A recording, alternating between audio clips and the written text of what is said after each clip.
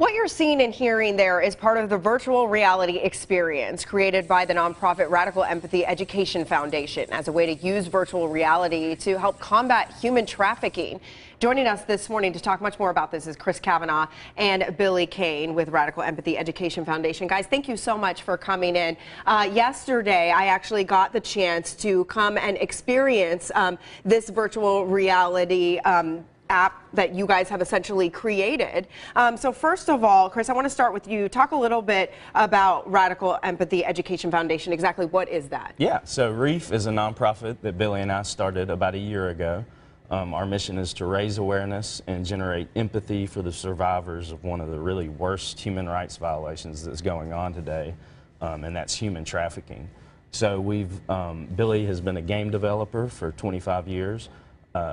And virtual reality, really has the power to teach and generate empathy for the victim. So we've created an experience called Trapped, and that's what you got to try yesterday. Yeah, let's talk a little bit more about why you developed this and the reason for it and how you got the idea. Well, thank you so much for having us here. A few years ago, I found out that my children were actually being groomed by someone I considered a friend. Wow. And the more that I learned about that, the more I realized that that is exactly the path that it takes to get someone into being trafficked. So I wanted to use all the skills that I had learned over the years to try to make a difference to the world. And that's essentially the goal here with this virtual reality experience. That's right. People put on the headset like you can see there, and there are different scenarios. The one that I experienced yesterday was through the mind of this potential human trafficking victim, and she's now trapped inside this apartment that that suspect is keeping her in. And you really go through the story of how this happened. That's always the question.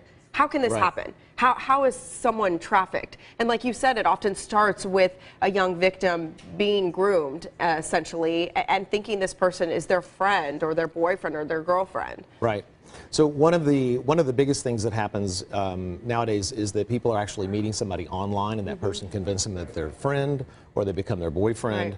And then at that point, that's where they just basically start wearing them down to the point where they actually can turn them to do whatever it is that they want. Yeah, and they may be vulnerable, going through something at home, and that makes them even more appealing and even more likely then to become a victim of this person.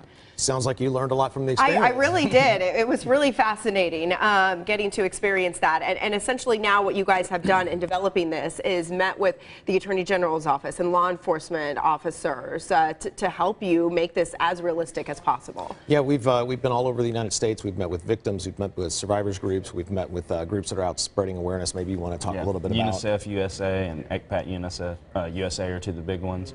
But yeah, a lot of people don't realize that it's happening, right here in Texas. There's 79,000 minor victims of sex trafficking just in the state, so it's a big problem. And like you said, virtual reality is an educational tool that is being used and will continue to be used more in the future. And that's really the purpose of this experience. Right. There's a group called Polaris that has the 10 warning signs to watch for.